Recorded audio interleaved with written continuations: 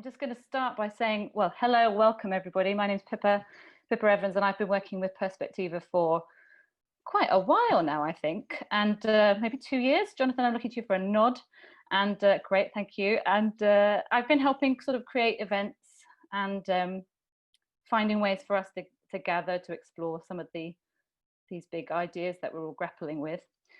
And so Jonathan Rowson, who you'll be, of course, hearing from later, and a lot of you know him, who is the sort of director of Perspectiva,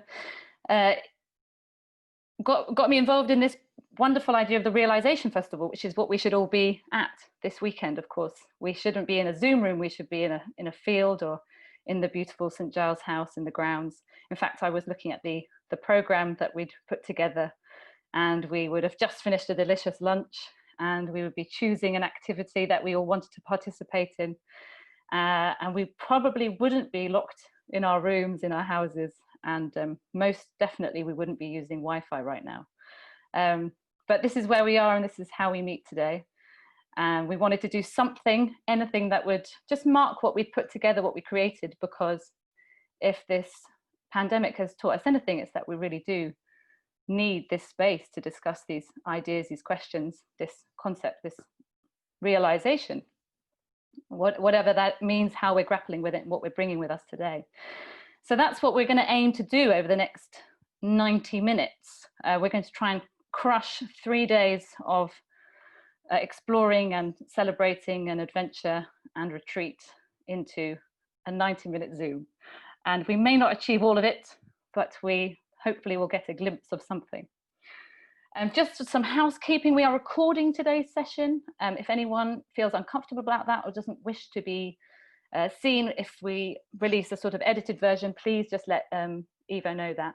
So make sure that that's known, and we will find a way to edit you out. That is not a problem.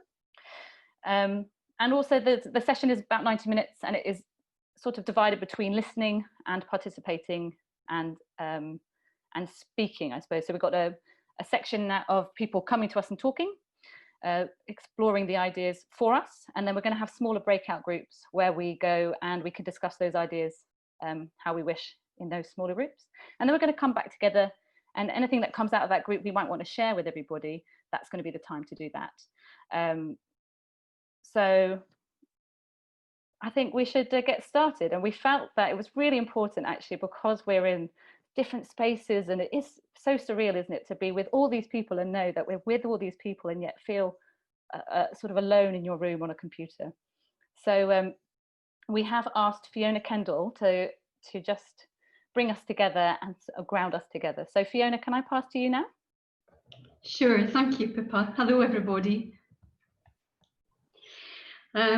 So Jonathan asked me to say a bit about who I am. You know my name, Fiona Kendall, and Jonathan, one of the festival organisers, and I have known one another since childhood. So it's fair to say that we have shared a lot of nonsense as well as some rough paving on life's journey. After 2 decades working as a family lawyer and mediator, I realised that I was called to do something else. And so these days, I'm seconded by the Church of Scotland to an Italian refugee project called Mediterranean Hope. We coordinate the Humanitarian Corridors programme, which brings people in need of international protection safely and legally to Europe, where they're supported to start new lives. And today, I wanted to share a short piece that I wrote about one of the women that I encountered in the course of that work, because it seemed to me to have some resonance for what's to follow, about which more in a minute. It's called Birthday. She sat in the scruffy office, mistrusting. For so long now, her life had been scarred by betrayal. Her feisty spirit, her rejection of long-held truths, her refusal to stay silent, were not welcome in her society, nor indeed in her own family. Hers was not behaviour befitting of a woman. She learned early that all she thought, said and did was haram. her male relatives told her that she was shameful. And when the war came, well, people could do what they liked. The marriage was arranged to restore honour to the family, and since he lived elsewhere, to get her out of the way. Away where she couldn't influence her mother or her sisters. Away where her ideas would cease to challenge the old order. But she wanted none of it. She fled to another place where she thought she could be safe.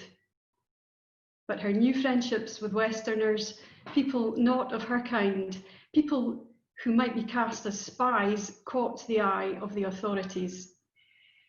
And so the men would come to her flat unannounced, sometimes in civilian clothes, sometimes in military uniform. She understood she had to let them in. "Aren't you scared we'll plant something?" they called as they searched her small bedroom for the 40th time. She'd come home from work to find that they'd been there. Despite the locked door, they left signs to tell her. Cigarette butts, their mess in the toilet. Reminders that they were in control. She did her best to endure that and the casual violence that came with it. But when her best friend was picked up, imprisoned without trial, she knew she had to flee again, this time much further. And now, in a faraway land, she sat in the scruffy office, mistrusting, but hoping. "When were you born?" they asked her.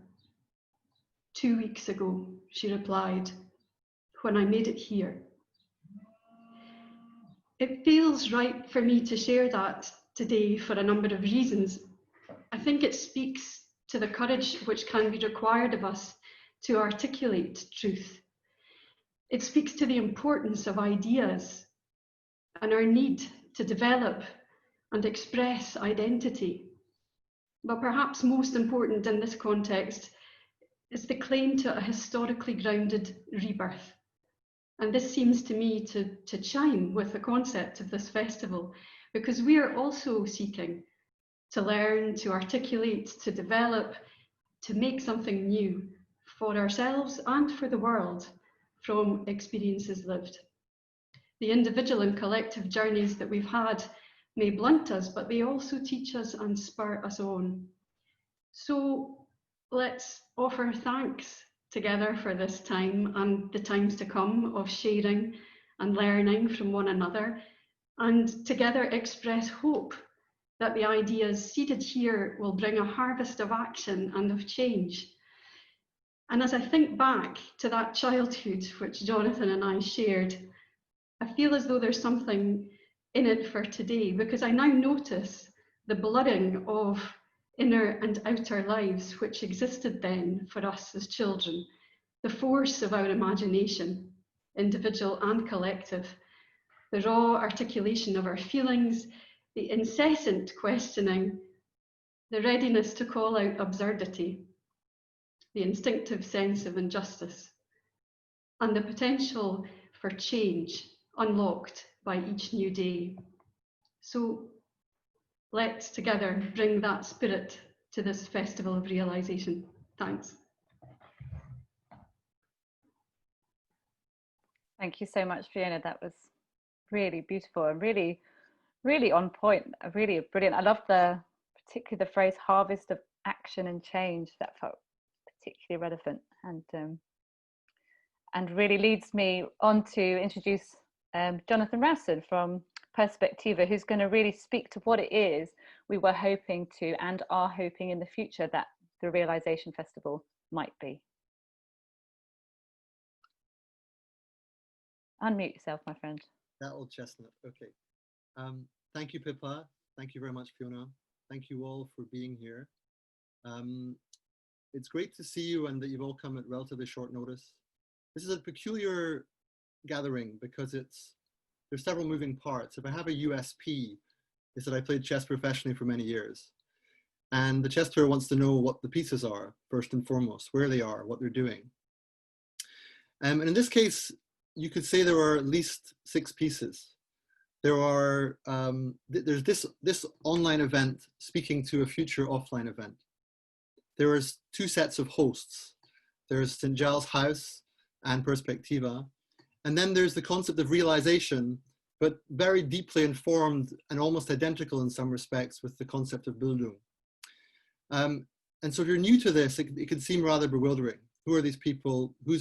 What's happening here? What are we being asked of? What's it all about? And I've asked Fiona to set the scene partly just to bring our attention to the fact that this is a festival of sorts, but the festival idea was never meant to be purely about pleasure or retreat.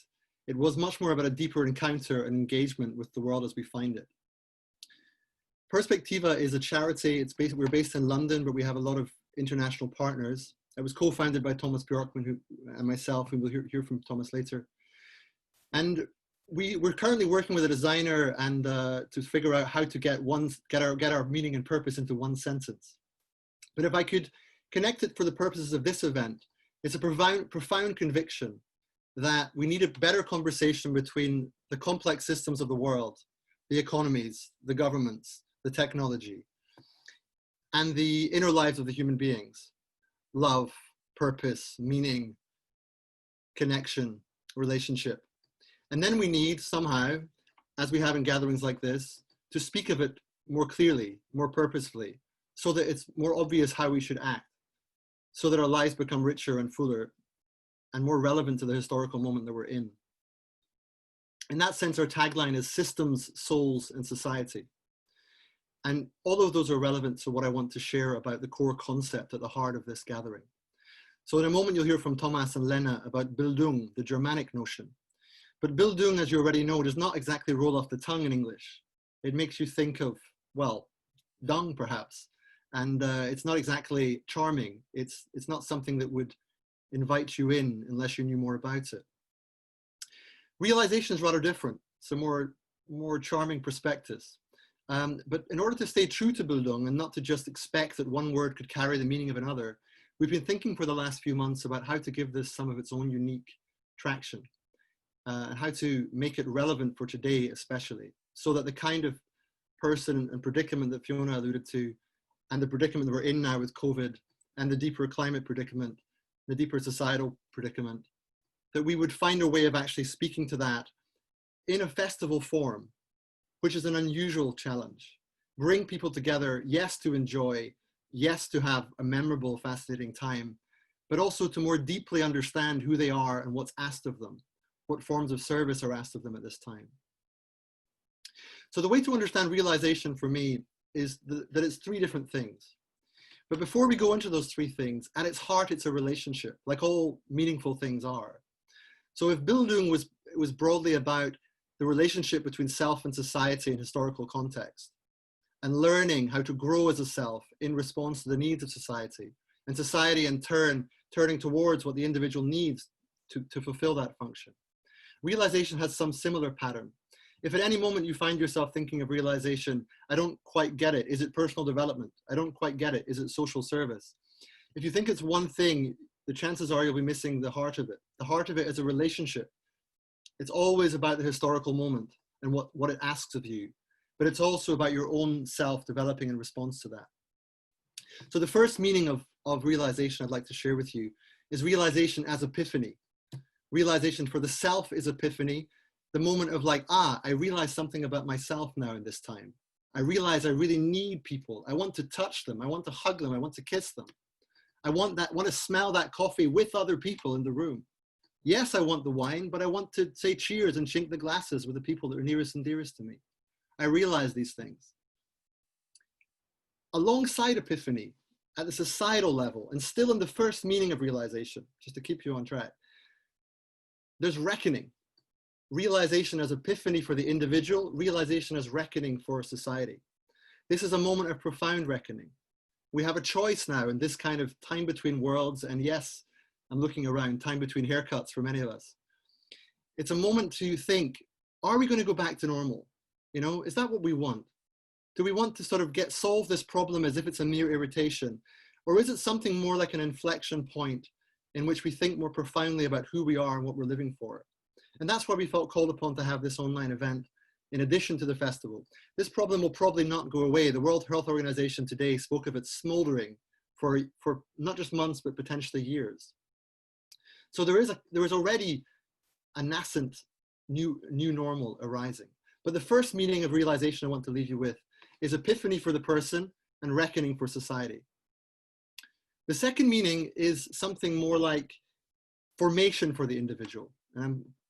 Formation is very close to one of the main translations of Bildung as well. But it's getting at this idea, we hear in English about character formation, but we've lost track, arguably, at societal level about what it means to grow and form as a person. What kind of experiences do we have to go through? What kind of challenges do we need to face and overcome? What does it mean to think hard about the formation of self?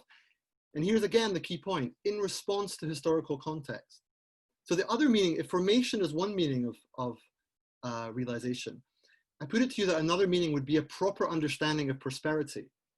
Just as we seek to form the character in a certain way with a deep understanding of what a good life looks like and a good person looks like. Likewise, prosperity properly understood, as people like Tim Jackson have been arguing now for decades, is not about getting richer in perpetuity. It's something much more profound about the social and moral fabric that you live in and the overarching meaning and purpose of the world you're part of. So that's the second kind of realization, the notion of self-realization and societal realization. It's a kind of telos or flourishing or moving towards. Finally, and most practically, for those thinking, well, this is all highfalutin conceptual stuff, there's realization as a kind of manifestation, realization as in, let's realize that dream, let's realize that idea. One way of seeing that is that for a person, it's like a kind of fulfillment, realization as achieving your objective. For society, it's something more like civilization.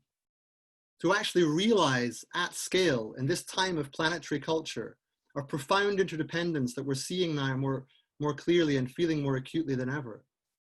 We need to think at a civilization-wide scale. So the Realisation Festival, you can see for the person, it can be about the epiphany, about what does this mean for me? You know, what did I realize about myself, about now, how I should live? But it's also about the reckoning, the collective, shared planetary reckoning. And for the person, it's about formation. Who am I going to become? What kind of person do I want to be? What does it mean to become wiser or kinder, more relevant, more useful, more meaningful? But it's also a broader notion of prosperity, something about what kind of world do we want to build together in this ecologically compromised, technologically imperious world. And then finally, it's about building together, not Bildung, but building, in the sense of actually the practical projects and coming together to create things together, to build institutions, to create new cultural artifacts, to found new organizations if that's called for. And so in that sense, it is about the realization for the self in a civilizational context, at a moment between worlds where we feel that the old may be dying. The structures that we've become used to of self and society are beginning to collapse. And we may be able to shore them up, but we also need to present some kind of new vision. And we need to realize that, realize it in our lives, and then hopefully realize it together. And I'm being told to be quiet. Thanks a lot.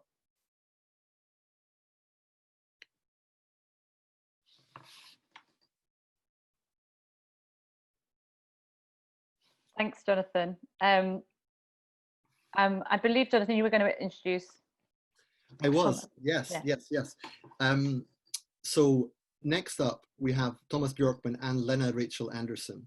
Tomas is my good friend and co-founder of Perspectiva. He will speak to the idea of the Nordic secret and Bildung, and Lene will then beam in from Copenhagen because she's actually at a Bildung festival. So this is part of a movement, and Tomas is here to begin to explain what that's about.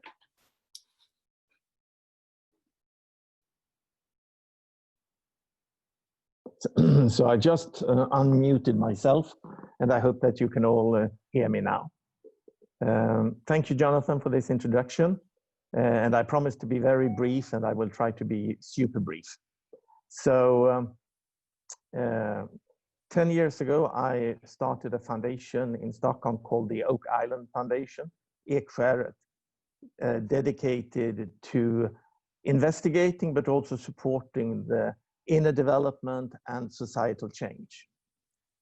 And 5 years ago, Lene Andersen, my colleague and friend and co-author of our book, The Nordic Secret, and we realized that what I've been trying to do with my foundation was really to reinvent the wheel again. Even though both Lene and I thought that we were fairly well educated in Nordic political history and history of ideas, we found out to our surprise that in the process of all the Nordic countries moving from being the poorest non-democratic agrarian societies in the middle of the 1800s, where people were actually starving and a substantial part of the Swedish population, just like, for example, in Ireland, was emigrating to the US because of the hardship in Scandinavia. But back then we had some very visionary intellectuals and politicians who, through the German idealist philosophers like Goethe, Schiller, Herder, von Humboldt, Hegel, knew of the relationship between interpersonal development and societal change. And they also knew that in times of rapid societal change, it's so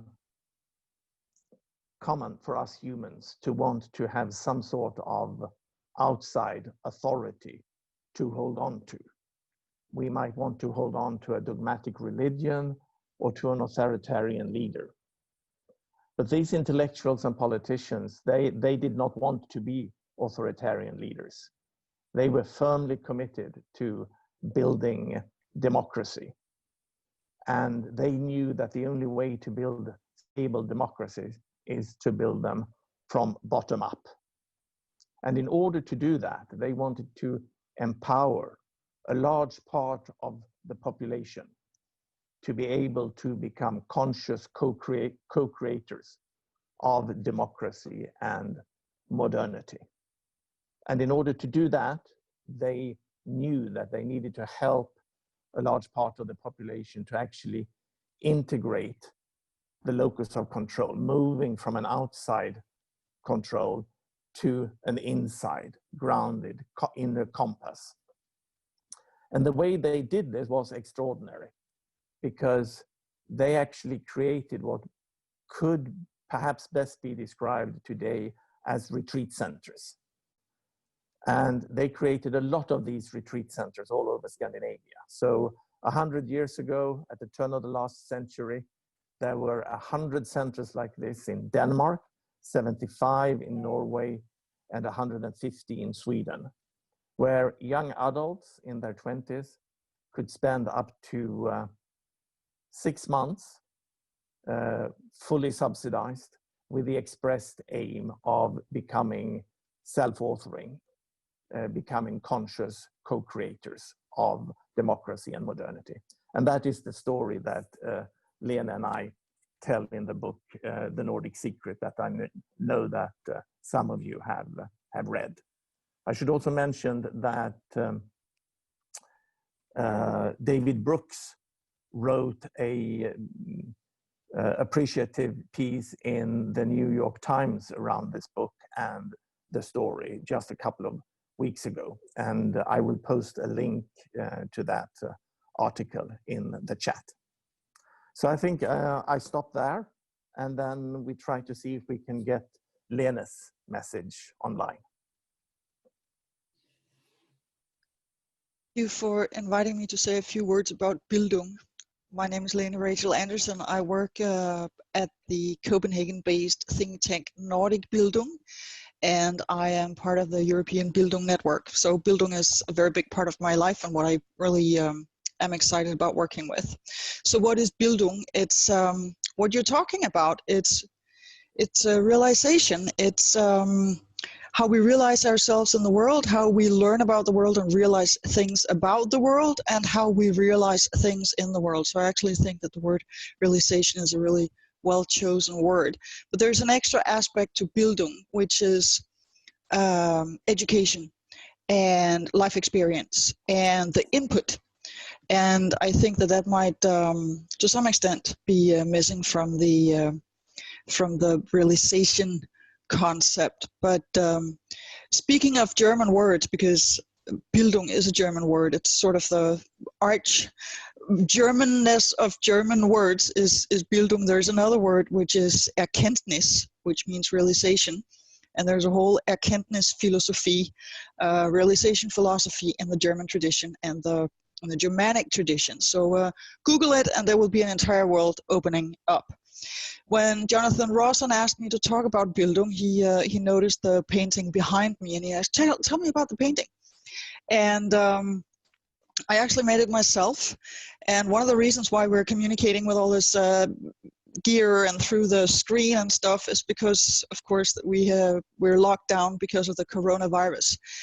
And when I painted that painting, I was sort of in the same situation, or at least a similar situation.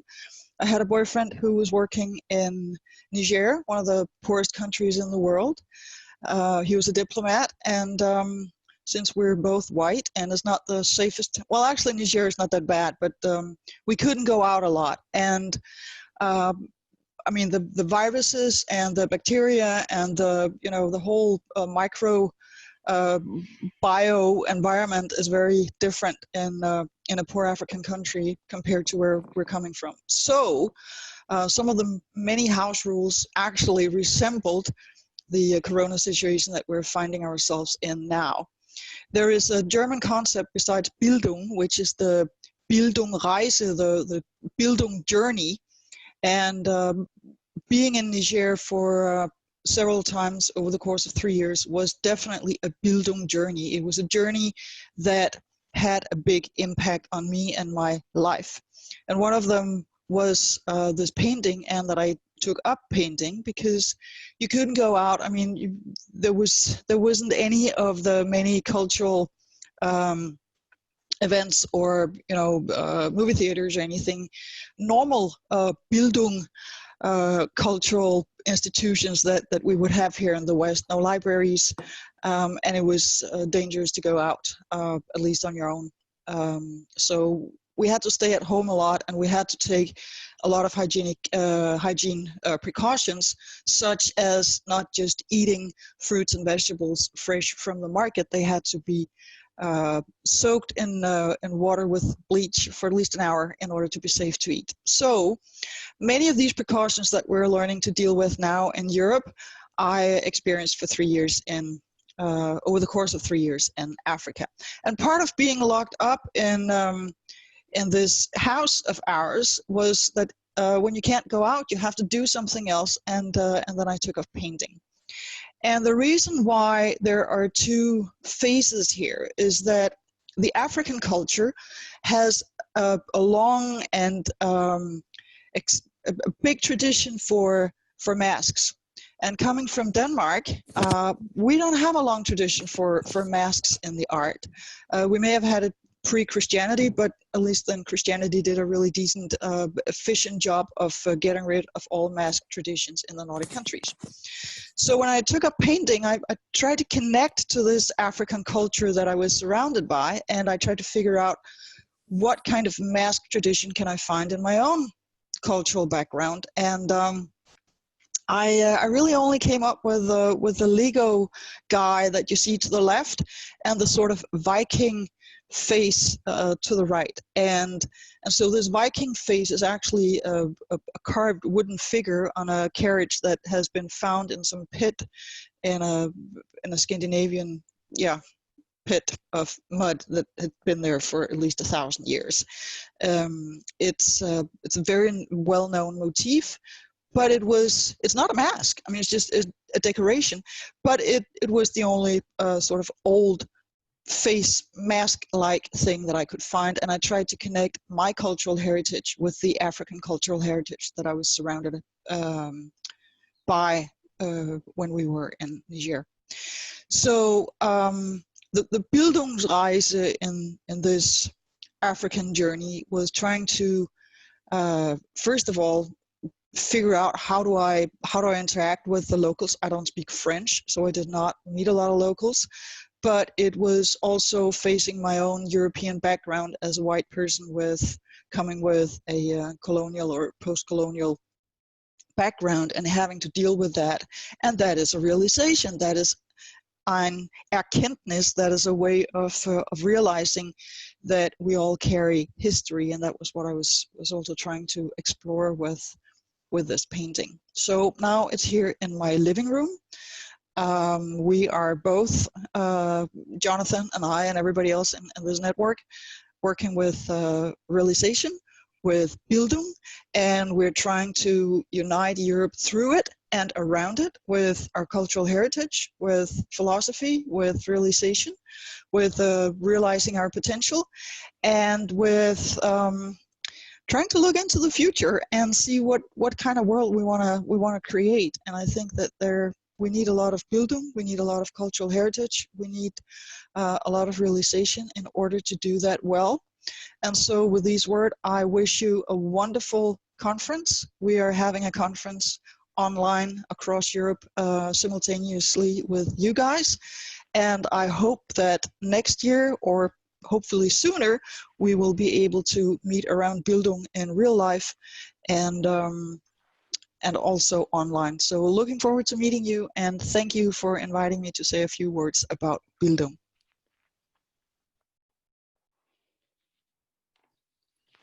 Thank you so much virtually to Lene and to Tomas as well.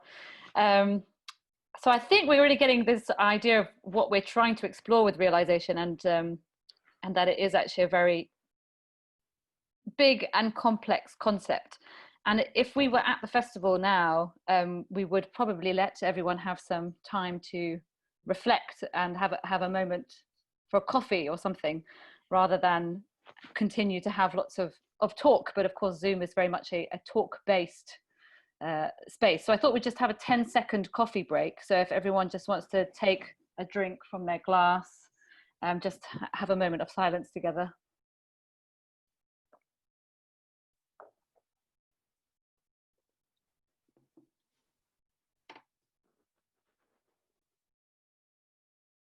Just let all of that information sort of sink in about these three different kinds of realization we're trying to explore slightly today.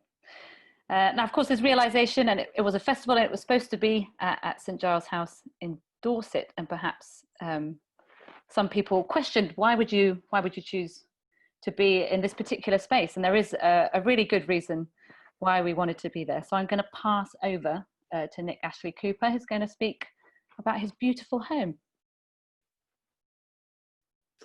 Thank you, Pippa. And thanks everyone for coming. This is it's a special moment. Been obviously working on this for a while, so to see it all come together today is fantastic.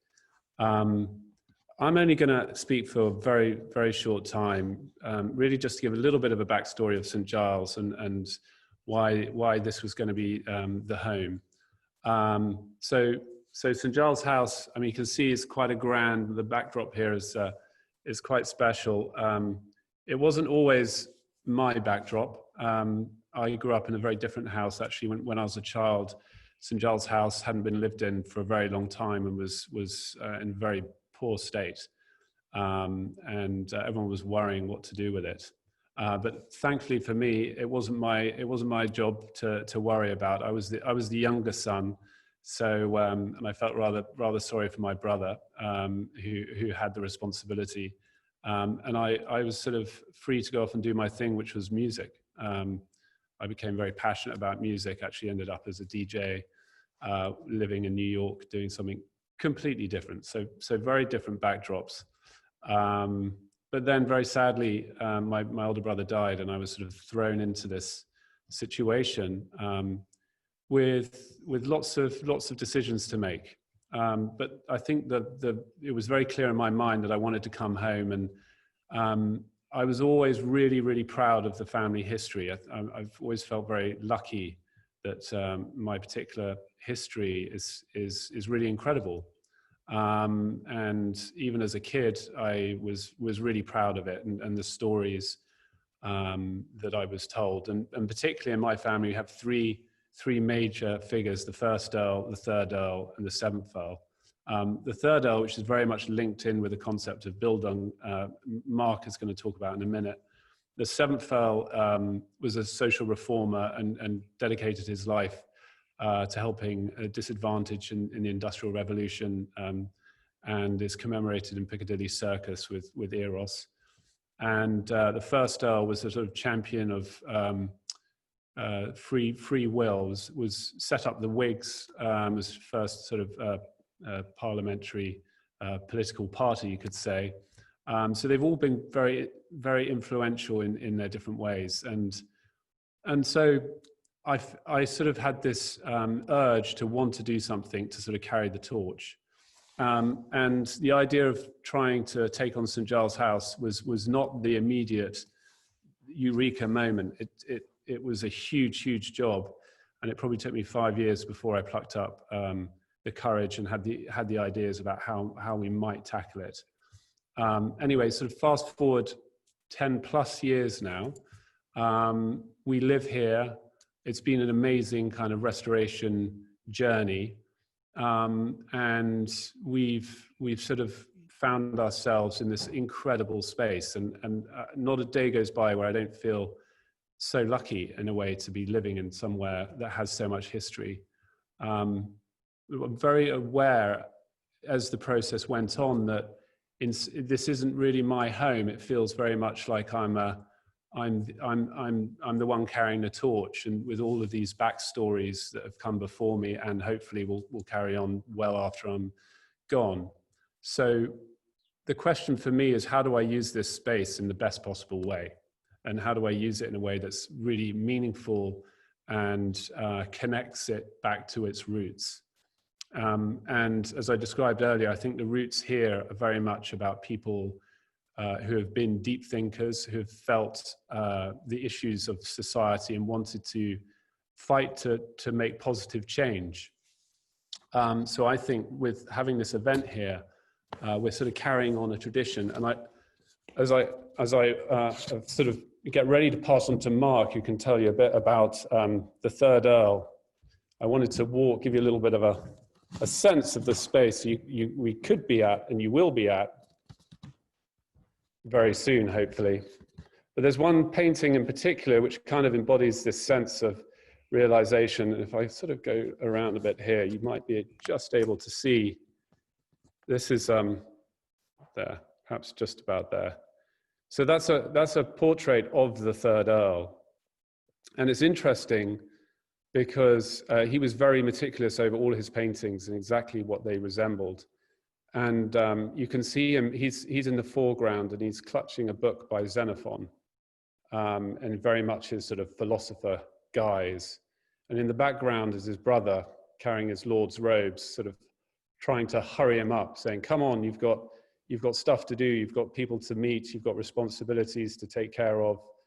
And what he's trying to say is the tension between the life outside that's demanding, that wants, needs you to make appointments, and all the responsibilities, and his sense of wanting to step back from all of that and look inside and try and understand oneself, which is, I hope, what we can all do with this festival, to kind of take time out to think about really the sort of deeper questions, and to have the space and time to do that.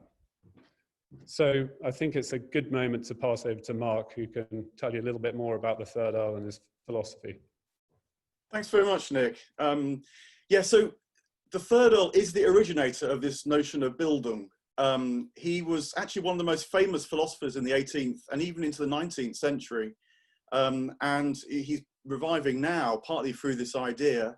The idea didn't hang around very well in the UK. It's partly because the English Enlightenment, which he was born into, didn't really know what to do with it, I don't think. And other figures that championed more utilitarian ways of going ahead rather won the day, including John Locke, who actually, well, he didn't just teach the third Earl, he was actually the doctor who was present at the birth of the third Earl, I read the other day. So it went to Europe. It then inspired a whole string of figures that actually Tomas and Lene have written about in their book, like Goethe, Herder, Schelling, all sorts of figures. But it came back into the English-speaking world as well, partly through psychology. And one of the real joys of this festival, and this is no trivial thing, this is really tapping into the spirit of the place and almost invoking it and riding on that wave, I think, is that, you know, it's coming home, as it were. And I've become more and more convinced as I read about the Third Earl that this idea is really important and crucial now. Maybe just to say in parenthesis, you know, he's an inspiring figure, partly because he's quite a vulnerable figure, actually. He suffered from quite bad health through most of his life, asthma, for which was no treatment. Actually died at the age of 42. So, you know, he's not just an inspiring thinker with good ideas. He's really an inspiring character as well. And I thought I could try and say something about the spirit of his writing as much as his ideas that might also help give a sense of how this can actually become a festival and why this is something to sort of throw yourself into in all sorts of different ways, not just talking. The key idea for him was beauty. He thought that beauty is a real thing in the world. It's not just something that we concoct in our minds. It's very much what became the Romantic tradition, comments like Keats, that beauty is truth, truth, beauty. And so Bildung, or formation, realization, its big guide, its big kind of compass point is beauty. If you can follow what feels beauty, you can know that you may make mistakes, it may go wrong, but you're going in the right direction. So beauty means many different things. It doesn't just mean aesthetic beauty. So for example, he realized that the scientific revolution, which was underway in his time, you know, he was almost a contemporary of Newton, it was spotting order and symmetries in nature and joining them together. So following beauty in that way and developing modern science. When his notion went to Germany and particularly inspired Goethe and von Humboldt, it gave birth to the notion of ecology because they felt they could see connections through the eyes of what's beautiful. They could see that nature was working as a whole. And so that was the way that one of the ways that they took it. When psychology as a sort of independent discipline gets going at the end of the 19th century, that sense of beauty informed that again because it gives you a sense of how we humans want more. And we're not, as it were, very content, you know, like my pussycat who's happy just to lie all afternoon on the blanket. I want to join a conference and speak about more from life. And a good guide, the Third Earl felt for that, was to train ourselves to follow the line of beauty that can lead to more. And I think this is such a brilliant idea now because, you know, we are in distressing times, we are in times of crisis, but to inspire people with a notion of delight that actually can lead to more is very, very important, I think. But he also realized that this takes struggle. It's not at all straightforward. In a way, you might say the freedom that beauty and the pursuit of beauty brings us needs a kind of training, because it's not just, as more liberal philosophy puts it, sort of freedom from constraints in life, say. That's often how we talk about it these days. It's not even freedom to do stuff, to act, although it is that as well. He also wants us to ask, I think, what is this freedom for? Both personally and socially. You know, for what is it? For whom is it? For why is it? You know, the shortcut is that it's that we might become all that we might be, but that takes a lot of effort to really exercise that extra notion of freedom, the freedom for. What's this all about? This has been very brilliantly developed in one way, actually, by the writing of Colin Wilson, who one of the people who's here today, Gary Lachman, has written about as well. And Colin Wilson realized that a lot of people that feel frustrated with their times, who he called outsiders, they have a kind of energy inside them. And it's very easy for that energy to make them feel isolated, make them feel frustrated, make them feel despairing, all the things which, you know, I think many can feel today. And the challenge is to use this freedom for, so that it becomes courage, so it becomes creativity, so that the freedom, the energy can turn, as it were, from the inside out once again. So there is this really important dynamic, not just of working on yourself, not just even of sharing with others, which of course is very much part of a festival, but then this crucial issue of how does it affect the times in which we live as well. Then the energy can really flow, the beauty can really speak, the freedom can really be manifest. And that was a key idea he had. You know, when you read stuff by him which survives, he clearly loves the human mind. He's in love with being human. And that too is really inspiring. He often starts his observations with particular sort of remarks about people or the times or groups that he's met. He's kind of getting into reality as it is here and now. And I hope very much that when we actually meet and we do the various things which we'll do at the festival, those touch points will be points of takeoff, well springs for us in the various things that we might do. He would draw on anything to illuminate the present, to understand what's going on, to understand how its beauty can be perceived. He would draw on philosophy, he would draw on psychology, he would draw on poetry, but he would also draw on happiness, because he felt that if you can't befriend everything in life, then life is going to feel like it's going to maybe defeat you even. Remember, this is a man who struggled with his health every day, perhaps not knowing quite how it was going to be. And he thought you had to befriend everything in order to become happy in life. It's serving life itself, you might say, not just yourself, in order to live a better life. And just a final thought, which I find very inspiring in the way that he operationalized, tried to live this, develop it, he was a tremendous experimenter, I think. He would try all sorts of things. He wrote, for example, letters on humor. He felt that wit, by which he meant really trying to understand something, but then poking fun at it because you understand it. That is a tremendous faculty for growth. It sort of breaks us out of our closed systems and launches us into new possibilities.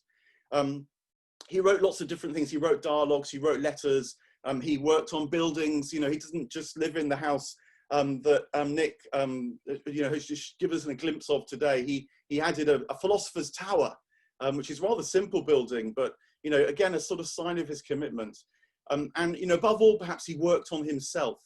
He took the old philosopher's dictum that you must know yourself, and that's partly essaying yourself, discoursing your times, feeling the limits, feeling the constraints, but constantly, I think, in the service of the greater good, and constantly, I think, driven by this notion of beauty. Remember, beauty for him is not something we make up. It's a moral compass. It guides us through life.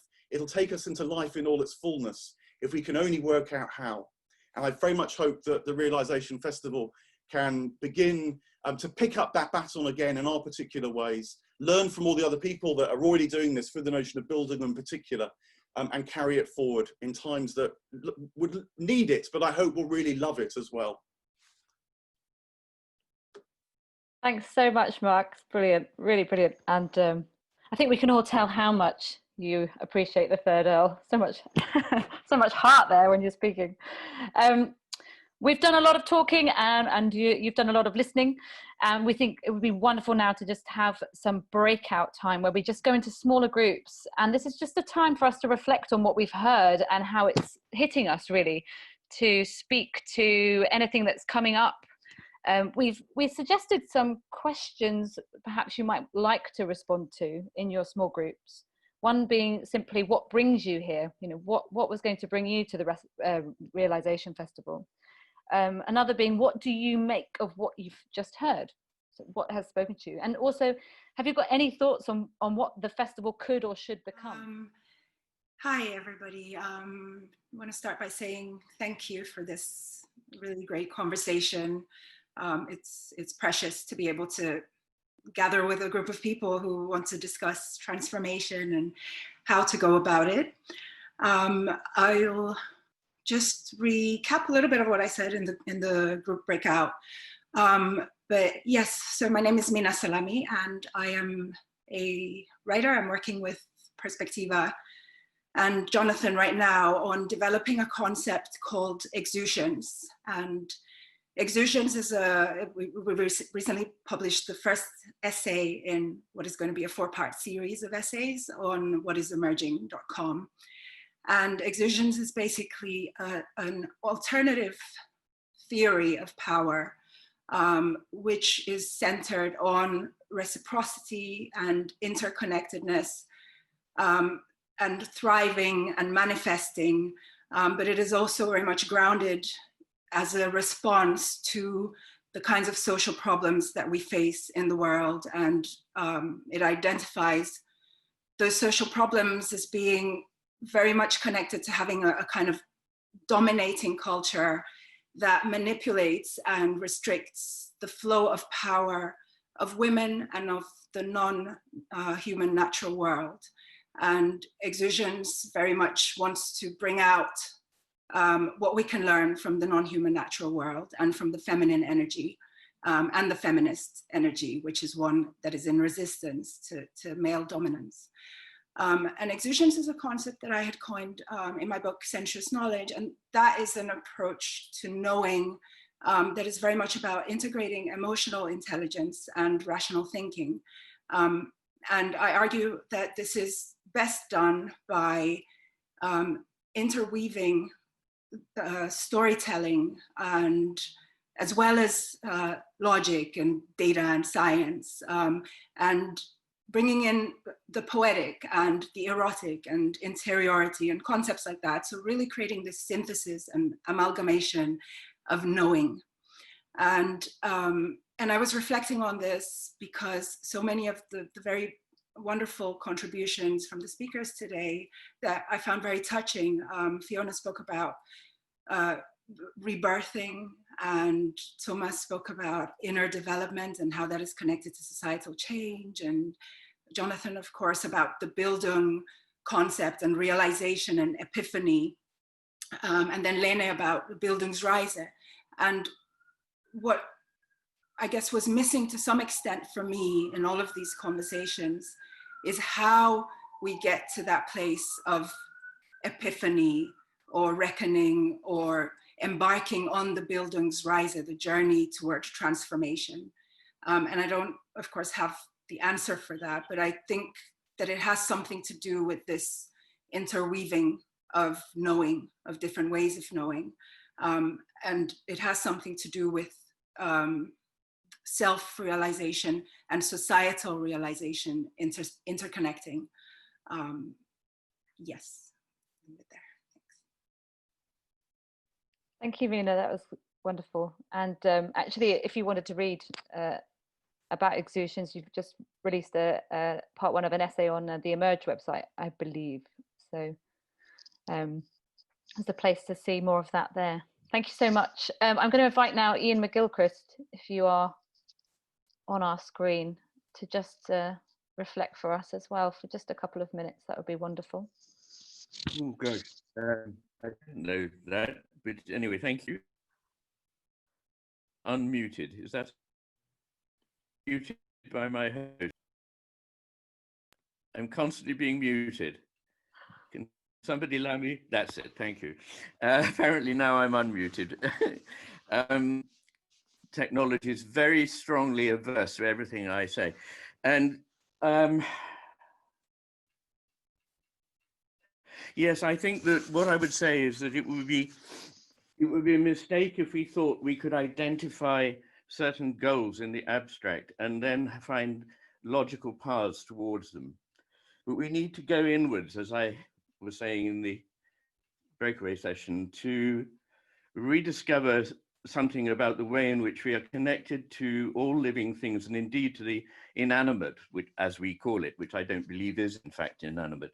So to society, of course, but to other living creatures, to the cosmos.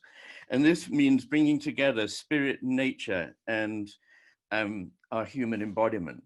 And that is where we will go to find there isn't an answer in the abstract to the question how we get into what it is we want to do.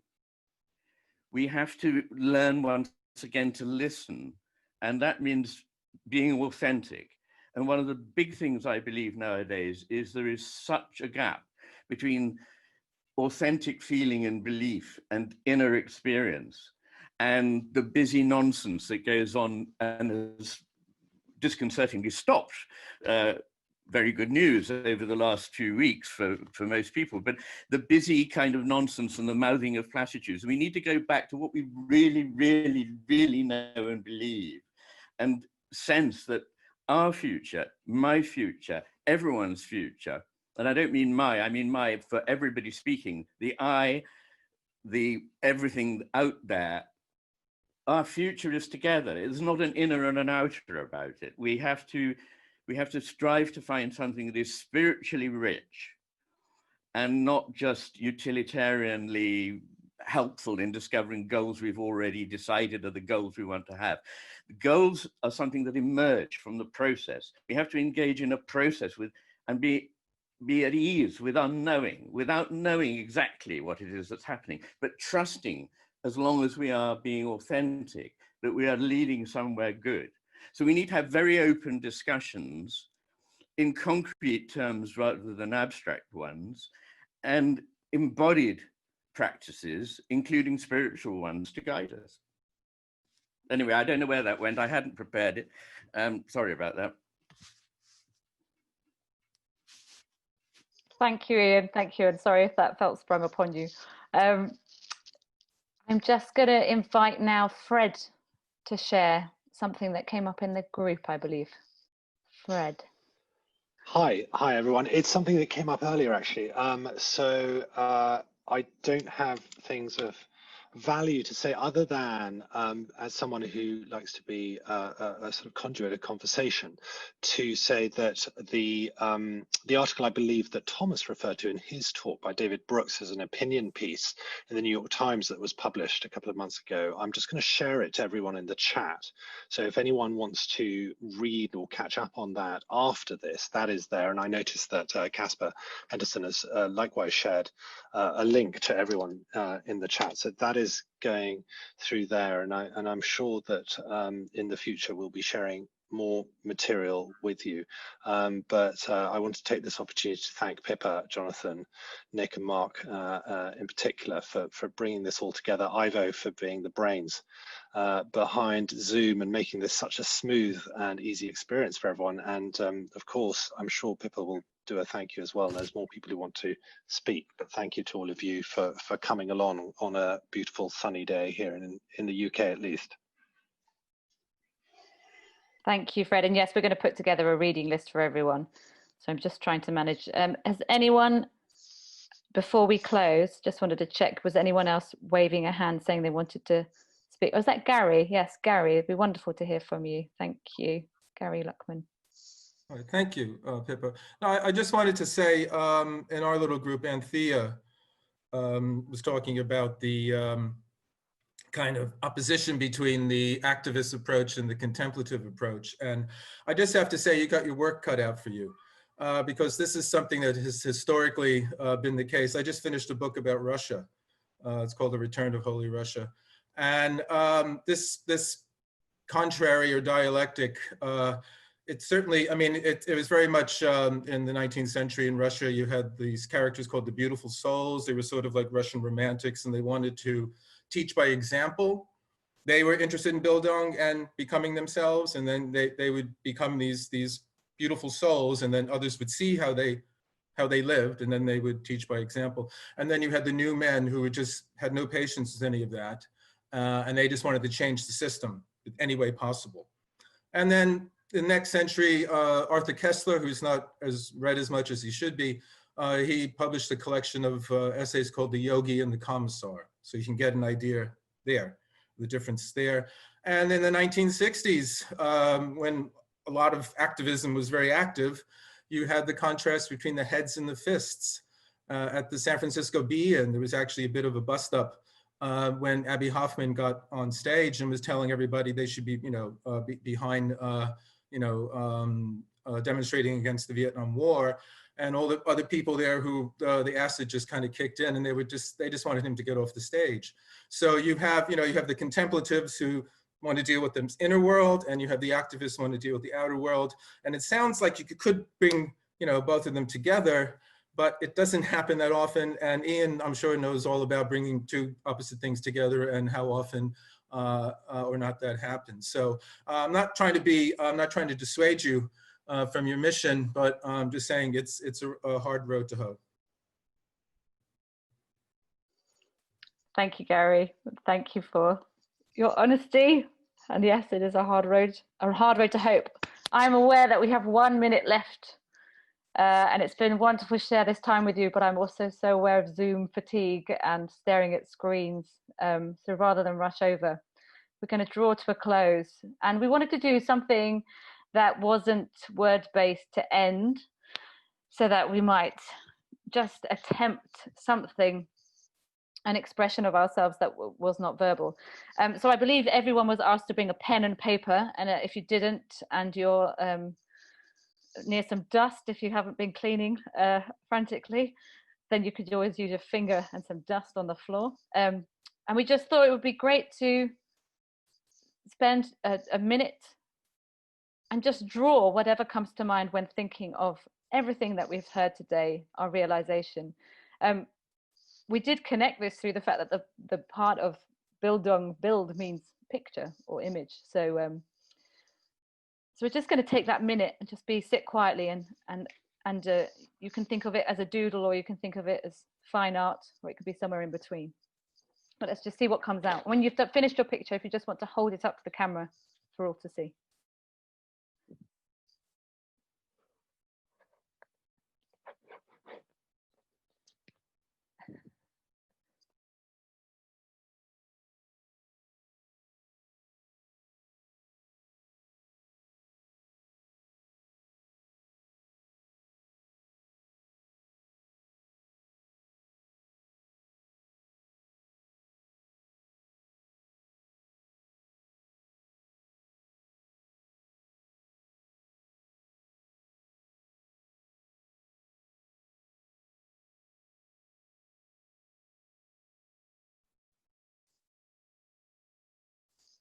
Ten seconds, everybody.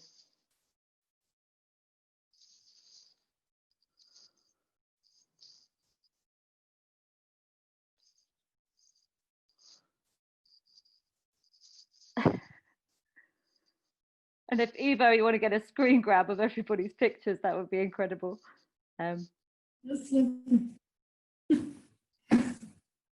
Difficult to frame it. Real artist, I think.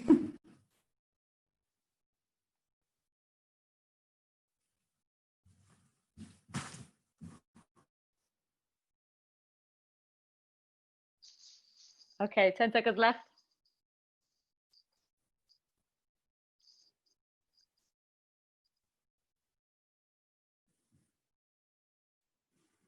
Lovely. Thank you, everyone. Thank you so much for being with us for this online attempt to bring realization into some kind of realization in its own way. Thank you to Fred and Ed and Mark and Jonathan, to Tomas, to Lena, to everyone who has spoken. And thank you everyone for coming and joining us online, so that we could have a sense of what it was we are trying to do. We, of course, we're really looking forward to, if you have any thoughts, any feedback, please just get in touch. We will be meeting in real life. We think we will really meet in real life. The festival will happen in 2021, the weekend of the 8th of May. So we really hope you can all join us there. And we want to set ourselves a sort of quarterly task of meeting and to continue to discuss what this realization journey is. So we're hoping to have another online event in September. So we'll make sure we keep you posted. But thank you so much, everyone. And we'll see you all soon. Thank you. Thank you. Bye. Thank you all. Thank you. Bye. Bye, everyone. As well. Bye, everyone. Thank you, Pippa. Bye. Bye. Yeah. See you, Ed. Bye. Thank you. Bye.